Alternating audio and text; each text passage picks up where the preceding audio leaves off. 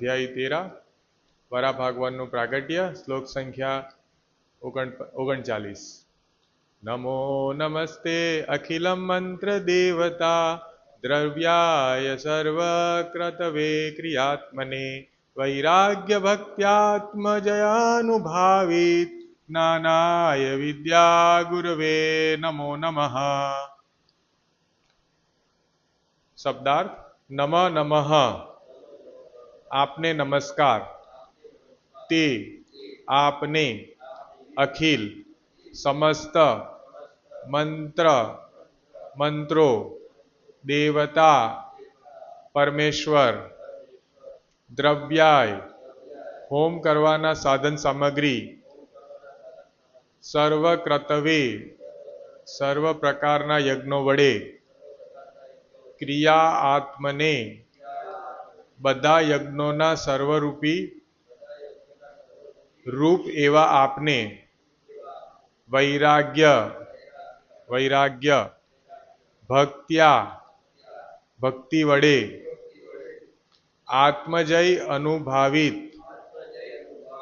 મનને વશ કરવાની અનુભૂતિ કરી શકાય એવા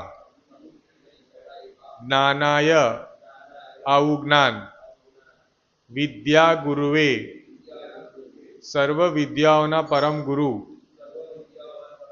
નમઃ નમઃ મારા વારંવાર નમસ્કાર. અનુવાદ. હે પ્રભુ, આપ પૂર્ણ પુરુષોત્તમ પરમેશ્વર છો અને સમસ્ત પ્રાર્થનાઓ વેદ મંત્રો તથા યજ્ઞ સામગ્રી વડે પૂજન કરવા યોગ્ય છો.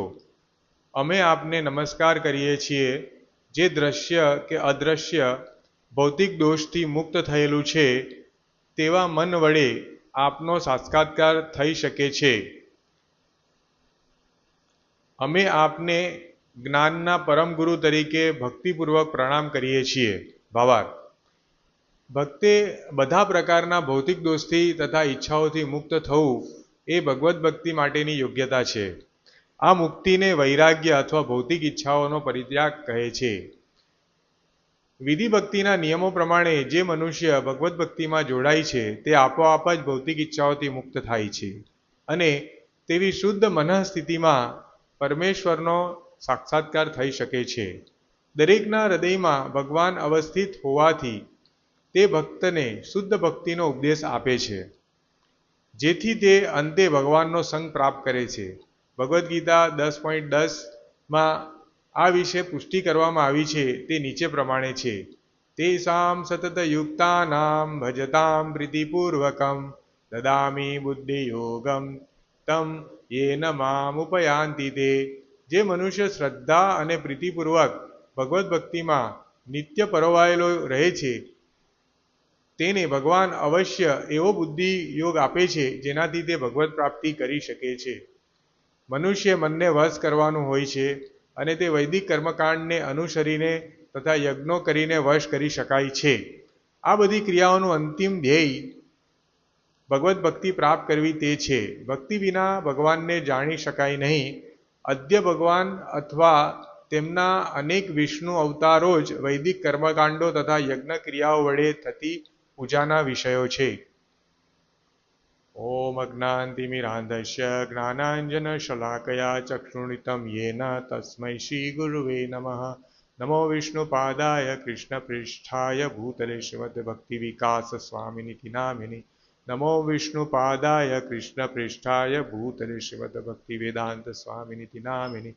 નમસ્તે સારસ્વતે દેવે ગૌરવાણી પ્રચારિણી નિર્વિશેષ શૂન્યવાદી પાશ્ચાત્ય દેશ તારિણી.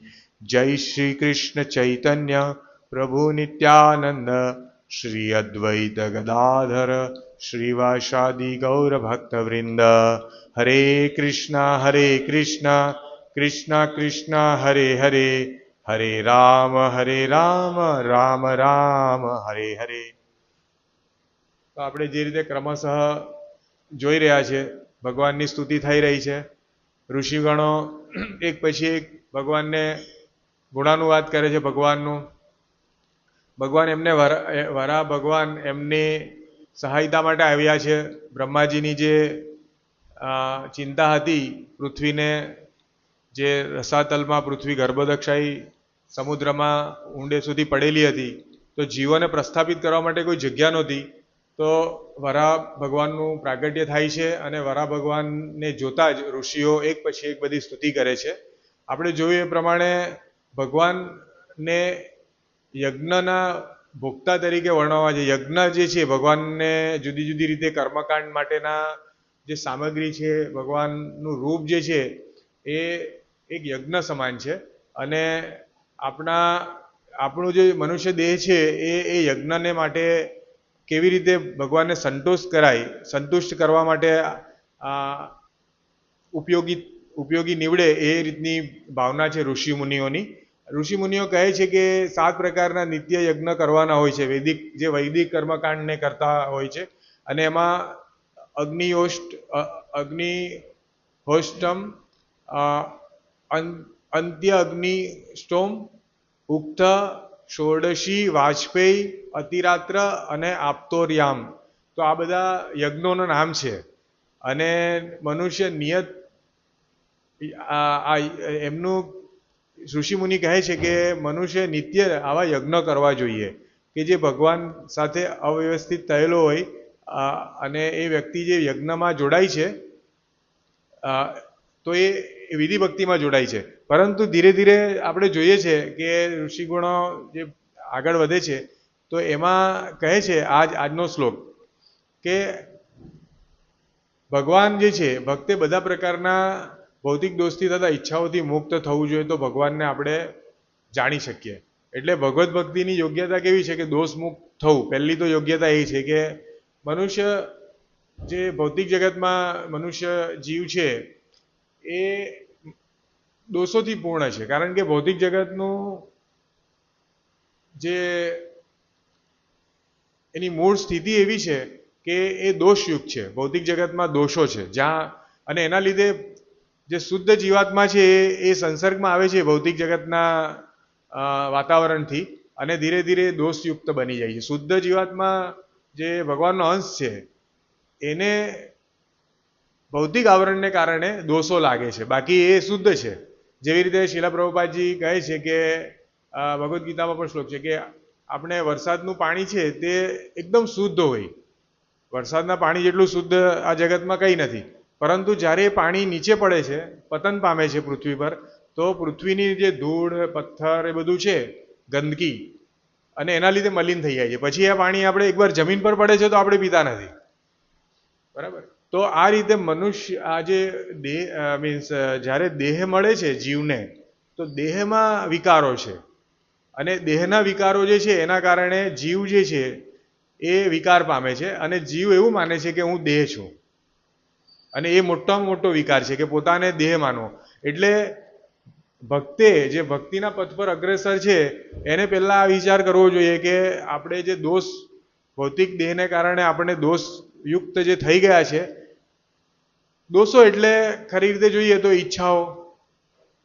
ઈચ્છાઓ અને એવી ઈચ્છાઓ કે જે આપણને ભગવાનથી દૂર લઈ જાય. એટલે ખાસ કરીને જ્યારે જીવાત્મા એવું માને કે હું પોતે આ દેહ છું અને મારે દેહની સંતુષ્ટિ માટે કાર્ય કરવું છે, એ વિકાર છે. અને એના લીધે આવી ઈચ્છાઓને કારણે એ ધીરે ધીરે ભગવાનથી વિમુખ થતો જાય અને દેહ માટે જ કાર્ય કર્યા કરે આખી જિંદગી, અને છેલ્લે પછી એમનું મૃત્યુ થઈ જાય. અને જેટલું એ દેહાત્મ બુદ્ધિમાં રહે છે એટલું ને એટલું એ પાપ કર્મને વધારે કરતો જાય છે. અને જ્યારે અહીંયાથી એ અવાગમન થાય છે એનું આ પૃથ્વી પરથી, તો એ પાપ કર્મને લઈને જાય. એટલે એના લીધે એને બીજી યોની એ રીતની મળે છે કે જે પાપ કર્મોને આધીન હોય. એટલે આ રીતે પછી ધીરે ધીરે એનું પતન થાય છે અને પછી બધી યોનિમાં એ ભટક્યા કરે છે. એટલે કહેવાનો ભાવાર્થ એ છે કે આપણને આ વિકારોથી મુક્ત કેવી રીતે થાય, તો શીલ પ્રભુપાદજી કહે છે કે વિધિ ભક્તિ જે છે એનું સર્વશ્રેષ્ઠ મનુષ્ય માટે, ભૌતિક જગતના મનુષ્ય માટે વિધિ ભક્તિ છે ને એ સર્વશ્રેષ્ઠ સાધન છે. કારણ કે વિધિ ભક્તિ છે ને સ્થૂળ રૂપમાં શરૂ થાય છે, સૂક્ષ્મ રૂપમાં. હવે કોઈ યોગી જ્ઞાની, બરાબર, એ લોકો શું વિચારે કે એ લોકો તરત જ સ્વરૂપમાં વિચારે છે કે ભાઈ આપણે યોગથી ભગવાનને મળી શકે, આપણે જ્ઞાન પ્રાપ્ત કરી લઈએ. પરંતુ વિધિ ભક્તિ શું છે કે ડાયરેક્ટ ભગવાનને આપણે શરણમાં આવી શકીએ છીએ. દાખલા તરીકે આપણો દેહ છે જે વિકાર રૂપ છે, એ દેહને જ ભગવાનની સેવામાં લગાડો એટલે વિધિ ભક્તિ કહેવાય. એટલે કહેવાનો મતલબ કે જ્યાંથી વિકાર શરૂ થાય છે, બરાબર, દેહાત્મ ભાવ, તો એ દેહાત્મ ભાવને જ આપણે ભગવાનની ભક્તિમાં લગાડી દઈએ, ભગવાનની સેવામાં લગાડી દઈએ. કે હાથ છે, પગ છે, આંખ છે, કાન છે. એટલે શરૂઆત જ ત્યાંથી થઈ જાય કે જે જ્યાંથી દેહાત્મ ભાવ ઉદ્ભવે છે એ જ બધી ઇન્દ્રિયોને આપણે ભગવાનની સેવામાં લગાડી દઈએ એટલે આપણે સ્થૂળ અવસ્થામાં આ કાર્ય કરીએ ધીરે ધીરે. એટલે વિધિ ભક્તિ બહુ પાવરફુલ છે. શ્રીલ પ્રભુપાદજી લખે છે અહીંયા કે આપણે દેહાત્મ ભાવથી મુક્ત થવું એટલે ખરેખર વૈરાગ્ય કહેવાય. એવું નથી કે વૈરાગ્ય એટલે એવું નથી કે આપણે ભગવા વસ્ત્રો પહેરી લઈએ અને આપણે જંગલમાં ચાલ્યા જઈએ કે હિમાલય પર ચાલ્યા જઈએ. વૈરાગ્ય નથી. કોઈ ગંગા નદીના કિનારે ઝૂંપડી બનાવીને રહીએ એ વૈરાગ્ય નથી. ખરેખર વૈરાગ્ય એ છે કે આપણી ઈચ્છાઓથી આપણે મુક્ત દેહને કેવી રીતે કરી શકીએ, એ વૈરાગ્ય છે. આપણે જોઈએ છે કથાકથિક મહાત્માઓ જે આવી રીતે વૈરાગ્ય પામેલા છે, તો એ લોકો ખરી રીતે આપણે એ લોકોનું જીવનચર્યા જોઈએ છે તો એ લોકો ભગવાનની ભક્તિ નથી કરતા, ચલમ ફૂકે છે અને શુદ્ધ અવસ્થામાં પણ નથી રહેતા અને ભગવાન વિશે ભગવાન નિરાકાર છે એ રીતે જીવન જીવે છે. તો ખરી રીતે જોઈએ તો મુક્તિને ખરેખર એ લોકો પામ્યા નથી. એ લોકો એવું વિચારે છે કે મુક્ત થઈ ગયા, પરંતુ જે વિચારોથી, ઈચ્છાઓથી મુક્ત નથી થયા. બરાબર છે. તો જેવી રીતે એક કથા આવે છે, એક ગુરુ ને એક ચેલો હોય, બંને જણા જતા હોય, પછી વચ્ચે નદી આવે. તો એક સ્ત્રી હોય છે, તો એને નદી પાર કરવી હોય છે. હવે એ લોકો બંને સંન્યાસ હોય, સંન્યાસ તો એ લોકો સ્ત્રીને અડકે નહીં, પરંતુ સ્ત્રીની સ્થિતિ સારી નથી હોતી, એને નદી પાર કરવી બહુ જરૂરી હોય છે. તો એકચ્યુઅલી ગુરુ છે એને ઉચકી લે છે અને નદી પાર કરીને મૂકીને પછી ચાલ્યા જાય છે. તો પેલો ચેલો બહુ અકળાય છે. ચેલાને એવું થાય છે કે ગુરુએ આવું કેમ કર્યું, સ્ત્રીને ઉચકીને નદી પાર કરાવી. થોડી વાર સુધી બોલતો નથી, પછી એના મનમાં રહેવાતું નથી, એટલે એ તો કહી દે છે કે તમે આવા ગુરુ આટલા મોટાને આવી રીતે સંન્યાસ ધારણ કર્યું છે, સ્ત્રીને પકડીને તમે આ બાજુથી આ બાજુ લઈ ગયા. તો ગુરુ એમને કહે છે કે મેં તો સ્ત્રીને ત્યાં જ ઉતારી દીધી, પણ તારા મગજમાં હજી છે. કહેવાનો ભાવાર્થ એ છે કે ઈચ્છાઓ જે છે એનાથી મુક્ત થવું બહુ જરૂરી છે. આપણા મનમાં ઈચ્છા, આપણે શાસ્ત્રનું પઠન કરીએ છીએ, આપણે ભક્તોનો સંગ કરીએ છીએ, ધીરે ધીરે ઈચ્છાઓ નાબૂદ થશે. પરંતુ એટલે આપણે આ જ જોવાનું છે કે કેટલી તીવ્રતાથી આપણે ભૌતિક ઈચ્છાઓને દૂર કરી શકીએ. એના માટેની બહુ સુંદર વિધિ ભક્તિનું શાસ્ત્રમાં વર્ણન છે. અહીં પણ શ્રીલ પ્રભુપાદજી લખે છે કે વિધિ ભક્તિના નિયમો, જે ભક્તિના નિયમો છે, પહેલા તો 4 નિયામક સિદ્ધાંતો છે કે નશો નહીં કરવો, જુગાર, વ્યાભિચાર, માંસાહાર, એને ત્યજીને એ વિધિ ભક્તિમાં આવે છે કે આપણે એને ત્યજી દેવું જોઈએ. એટલે આપણે દોષમુક્ત થઈ છે, કારણ કે એનાથી પાપ, આ 4 પાપ છે અને એ 4 પાપ આપણે કર્યા કરીએ તો આપણે દોષમુક્ત નહીં થઈએ, અને આપણે દોષમુક્ત નહીં થઈએ તો આપણે ભગવાનને નહીં જાણી શકીએ. એટલે પહેલાં તો આ 4 પાપ વિધિ ભક્તિના 4 નિયામક સિદ્ધાંત છે. ત્યાર પછી 16 માળા આપણે કરવી જોઈએ, એ પણ એક નિયામક સિદ્ધાંત છે. આ બધું પેરેલલ કરી શકાય છે. એવું નથી કે પહેલાં 4 નિયમોનું પાલન કરીએ પછી માળા કરીએ. બધી વિધિ ભક્તિ સાથે થઈ શકે છે. અને મંગળા આરતી કરવી એ પણ એક નિયામક સિદ્ધાંત છે કે આપણે મંગળા આરતીમાં આવવું જોઈએ. પછી વિવિધ સેવાઓ જે છે આપણાથી, આપણી જે ભગવાને શક્તિ આપી છે, આપણા હાથ પગ, જેટલું ભગવાન માટે આપણે સેવા કરી શકીએ આર્થિક રીતે, મનથી, કાયાથી, વચનથી, બરાબર, ભગવાનની સેવા આપણી જેટલી. અને ભગવાન સચ્ચિદાનંદ પ્રભુનું એક લેક્ચર હતું, બહુ વર્ષો પહેલાં મેં સાંભળેલું, જે વિદ્યાનગરના પ્રેસિડેન્ટ હતા, હમણાં પણ હશે જ કદાચ છે. તો એમને કીધેલું કે સેવા આપણે કે યથા ઉચિત, યથાશક્તિ આપણે સેવા ઘણા લોકો કે મારામાં આટલું જ કરી શકાય એવું છે, મારું શરીરની તાકાત આટલી જ છે, અથવા તો મારી આર્થિક તાકાત આટલી જ છે, હું આનાથી વધારે નહીં કરી શકું એમ. પરંતુ સચ્ચિદાનંદ પ્રભુ બહુ સુંદર વાક્ય કીધેલું કે આપણે જેટલી સેવા કરશું ને ભગવાન આપણી શક્તિ વધારશે. સમજો અત્યારે આપણે 50 રૂપિયા સેવામાં નાખીએ છીએ તો ભગવાન આપણી શક્તિ વધારશે કે જેથી આપણે 50,000 સેવામાં આપશું.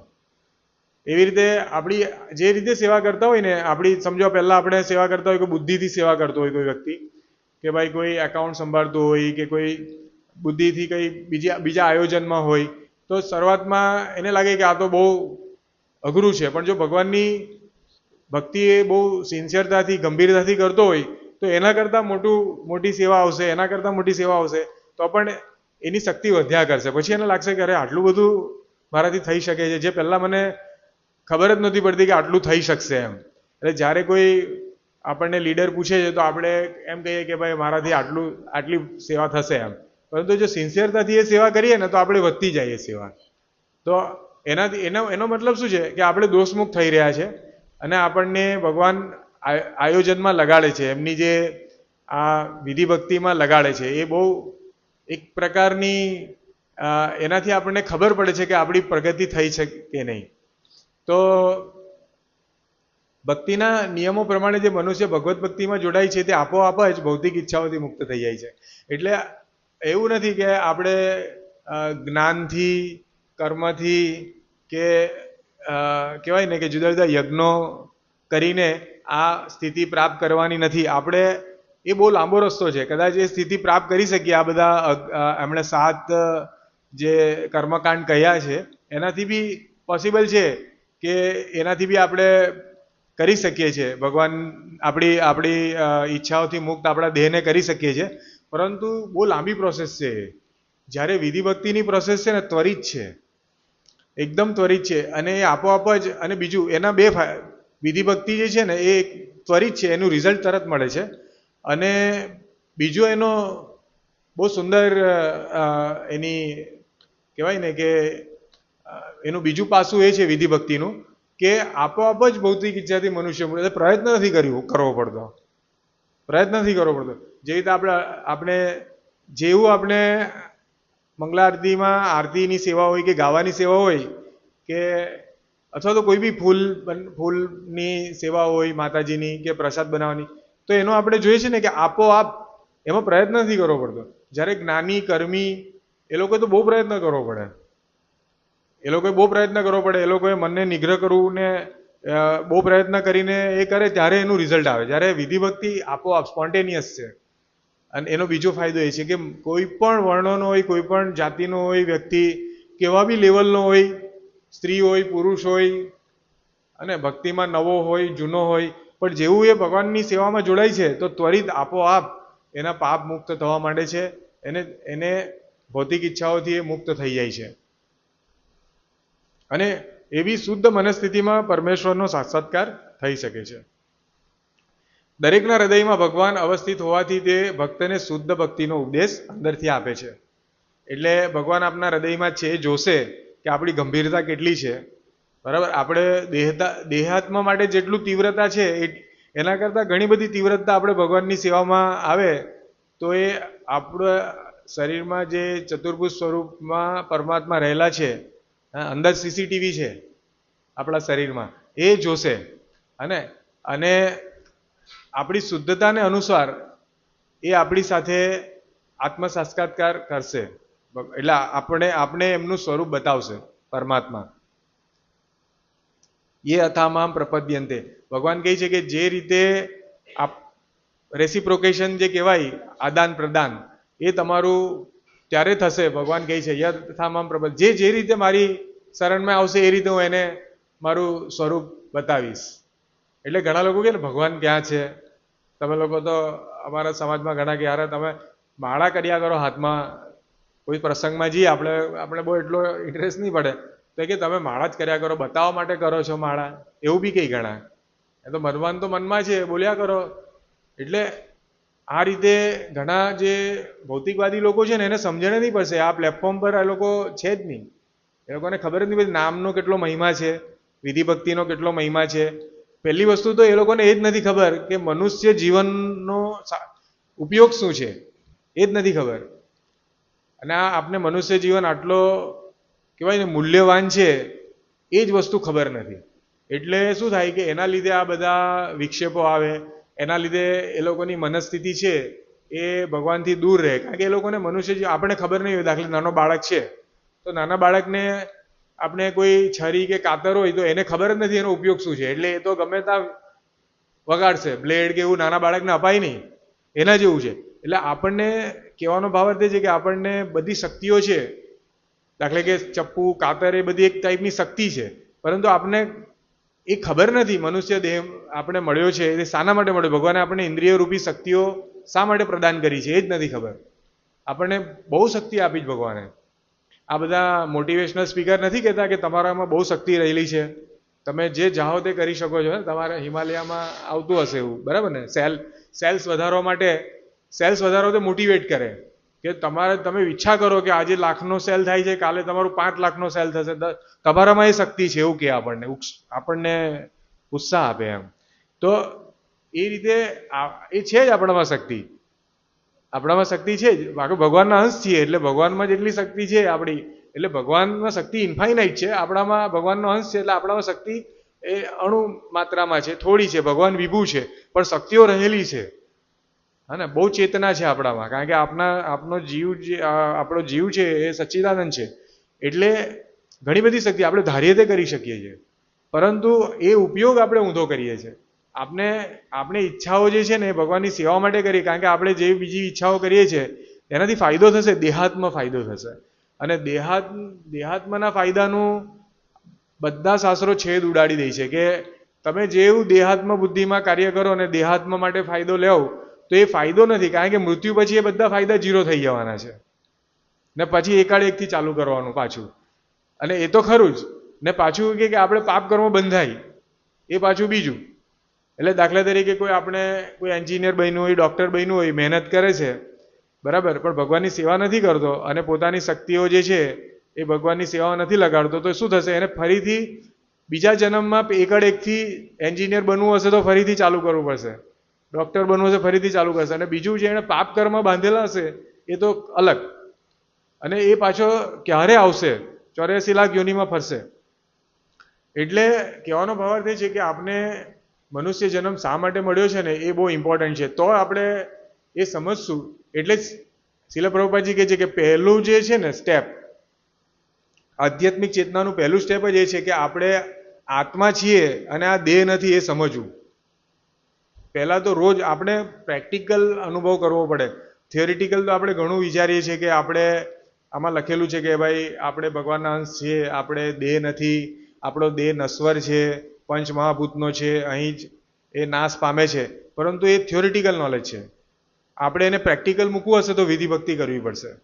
આ બધા જ બોલે છે કે તમે જો બધા મોટા કથાકારો છે તો આ જ બોલશે કે ભાઈ આપણે આ શરીર નથી, આપણે દેહ છીએ, આપણે આત્મા છીએ, પરંતુ એને એ લોકો પ્રેક્ટિકલી પછી ચા મંગાવશે કથામાં.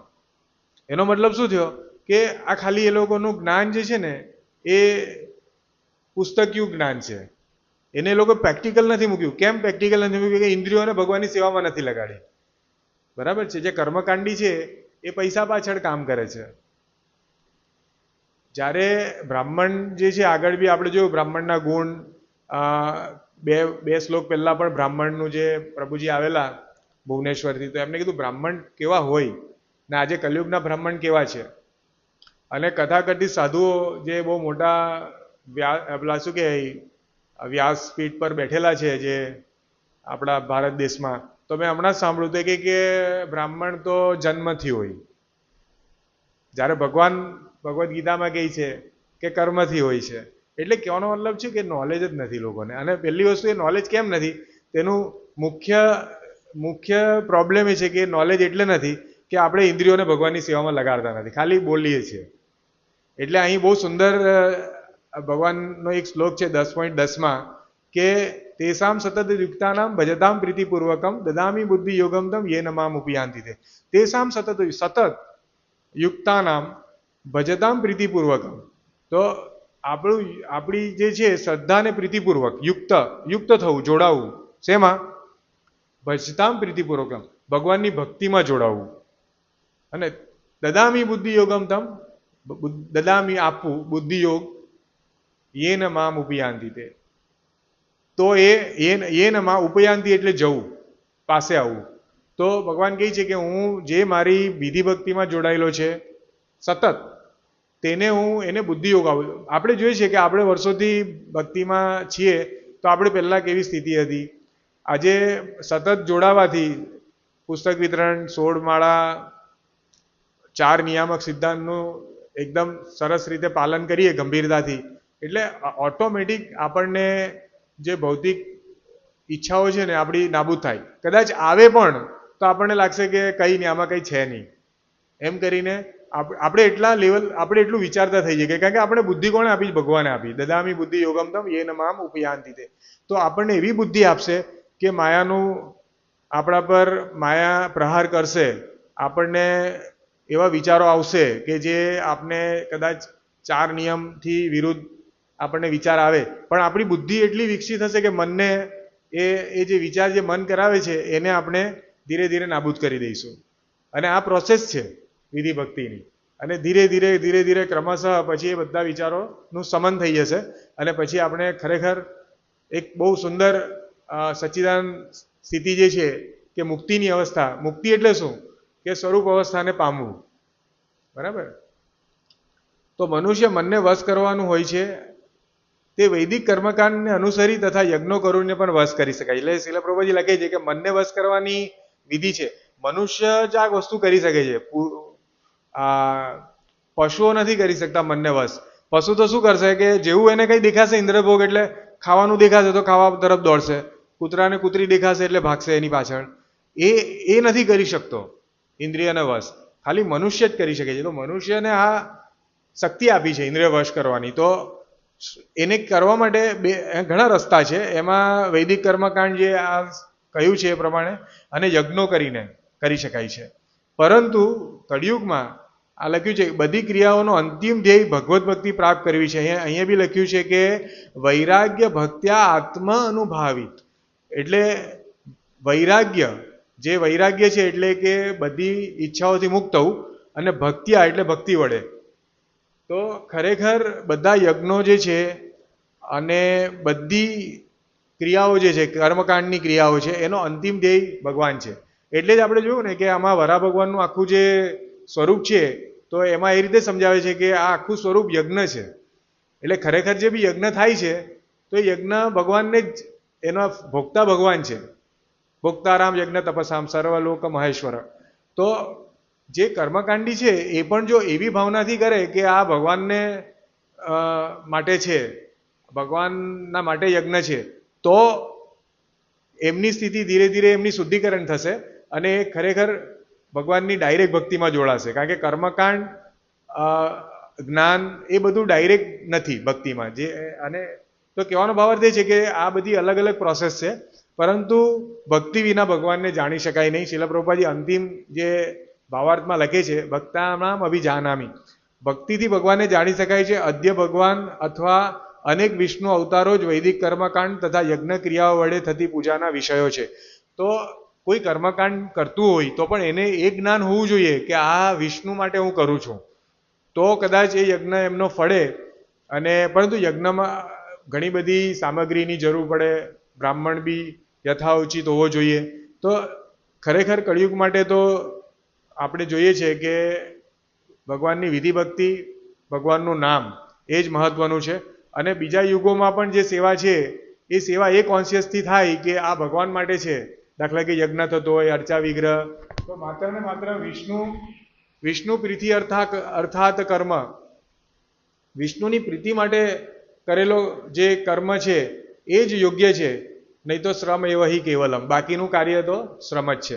એટલે કહેવાનો ભાવાર્થ અંતે એ છે, આ ઋષિ મુનિઓ બધી સ્તુતિ કરે છે અને છેલ્લે જે છે વૈરાગ્ય ભક્ત્યા આત્મજન અનુભાવિત, કે ખરેખર મનને આત્મજય અનુભાવિત એટલે શું? મનને વશ કરવું. કેવી રીતે? ભક્તિથી વશ કરવું. એટલે ખરેખર ભક્તિયોગ અંતિમ છે, એનાથી વિશેષ કંઈ નથી. અને ભક્તિયોગનું બહુ સુંદર નિરૂપણ શીલ પ્રભુપાદજી એમના ભાવાર્થમાં કરે છે કે ભગવાનની વિધિ ભક્તિમાં જોડાવવું જોઈએ. સતત આપણે આ કાર્યમાં રત રહેવાથી આપણને ફાયદો થાય છે. અંતિમ લક્ષ્ય છે ભગવાનનું પ્રેમ પ્રાપ્તિ કરવી. આ મનુષ્ય જીવનનો અંતિમ ધ્યેય એ છે કે ભગવાનનો પ્રેમ મળે, શુદ્ધ પ્રેમ મળે એના માટે વિધિ ભક્તિ એ જ એક માત્ર ઉપાય છે. હા, હરિનામ હરિનામ હરિનામ એવ કેવલમ કલો નાસ્તેવર નાસ્તેવ નાસ્તેવ ગતિ અને યથા. તો અને ભક્તોનો સંગ બહુ જરૂરી છે. ભક્ત આપણે ઘણીવાર શું વિચારીએ છીએ કે એકાંતમાં કરીએ, નામ લેવાય, એકાંતમાં લેવાય, પરંતુ સંકીર્તન જે છે કળિયુગ માટે ચૈતન્ય મહાપ્રભુ સંકીર્તનને પ્રાધાન્ય આપે છે. સંકીર્તન એટલે શું? સાથે મળીને કીર્તન કરવું, સાથે મળીને ભક્તિ કરવી, વિધિ ભક્તિ પણ સાથે મળીને કરવી, એ બહુ ઇમ્પોર્ટન્ટ છે. જેથી કરીને આપને ભક્તોના સંઘમાં રહેવાથી એક શક્તિ મળે. સંઘમાં શક્તિ હોય, આપણે કહીએ છીએ ને, નાના હતા ત્યારે ભણતા હતા સંઘમાં શક્તિ હોય, તો એ રીતે જ છે કે આ આપણે કેવી શક્તિ જોઈએ છે કે ભક્તો જે છે, શુદ્ધ ભક્તો આપણને સેવામાં લગાડશે. આપણે એકલા કરશું તો આપણે આપણી રીતે વિચારશું, આપણે બુદ્ધિને જે રીતે પેલા પ્રભુજી બહુ સુંદર કે આપણે કૃષ્ણને આશ્રિત રહેવું છે, બુદ્ધિને આશ્રિત નથી રહેવાનું. બુદ્ધિને આશ્રિત રહીશું તો બુદ્ધિ આપણને નવા નવા ઉપાયો છે. કૃષ્ણને આશ્રિત રહીશું તો આપણે કૃષ્ણ એવી બુદ્ધિ આપશે કે માત્ર એટલે ઘણીવાર ભક્તો શું કરે કે એકાંતમાં ભક્તિ કરે અને પછી બુદ્ધિને આશ્રિત રહે કે હું આમ કરું તો વધારે સારું, આમ કરું તો. પણ શીલ પ્રભુજી આખું બહુ સરસ આયોજન આપ્યું છે, બહુ સરસ આયોજન. એટલે આપણે ભક્તો આપણને સમજાવશે, શુદ્ધ ભક્ત, કે ના શીલ પ્રભુપાદજી આ રીતે કહે છે, આ રીતે કરો, તમે જે રીતે વિચારો છો એ નથી. એટલે ભક્તને પણ બહુ જરૂર છે સાથ સરકારની. એટલે જેવી રીતે ગુરુ જે છે ભગવાનના પ્રતિનિધિ છે, એની અંદર છે બધા આપણા શિક્ષા ગુરુઓ કામ કરે છે અને એ આપણને આમ જોઈએ તો આપણે ભગવાનનો જે શુદ્ધ મેસેજ છે તે મળે છે. એટલે ઘણીવાર આમ કે લીડર આપણને બોલે છે અથવા કંઈ સેવા આપે છે તો આપણે એવું નહીં વિચારવું જોઈએ, એ આપણા માટે બહુ સારું છે, તો જ આપણે પ્રગતિ થશે, નહીં તો નહીં થાય. કારણ કે કોઈએ લગાડવું, વિધિ ભક્તિ આમ સામાન્ય લાગે આપણને, પરંતુ એમાં ટકી રહેવું લાંબા સમય માટે. ઘણા લોકો આવે છે શરૂઆતમાં બહુ કરે, પછી દેખાતા જ બંધ થઈ જાય. કારણ કે એ લોકો પોતાની બુદ્ધિ પર આશ્રિત હોય કે ના હું આમ જ કરીશ, આમ કોઈ બોલે એટલે. એવું નથી. એ આપણે બધા માટે આપણે જોવું જોઈએ, આપણે સમજણ હોવી જોઈએ કે આ જે પણ આવે છે પરંપરાથી આવે છે અને આપણને કોઈ સમજાવે છે તો આપણા માટે સારું છે, આપણને પ્રગતિ માટે સારું છે, એ ભાવનાથી આપણે સેવા કરી શકીએ. એટલે સંઘમાં રહેવાથી ફાયદો છે, આપણે ઝડપથી પ્રગતિ કરી શકીએ છીએ. હરે કૃષ્ણ. હા,